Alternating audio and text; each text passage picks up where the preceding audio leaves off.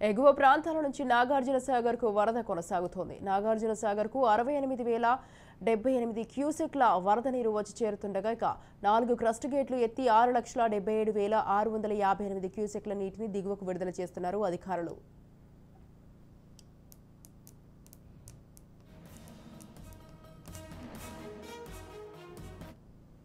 నాగార్జున సాగర్ పూర్తి స్థాయి నీటి మట్టం 590 అడుగులుండగా జలాశయం పూర్తిగా నిండిపోయింది. ప్రాజెక్టు నీటి నిల్వ సామర్థ్యం 312.0450గా టీఎంసీలుండగా ప్రస్తుతం నీటి నిల్వ 312.0450 టీఎంసీలుగా ఉంది. మరోవైపు నాగార్జున సాగర్ విద్యుత్ కేంద్రాల నుంచి ఉత్పత్తి కొనసాగుతోంది.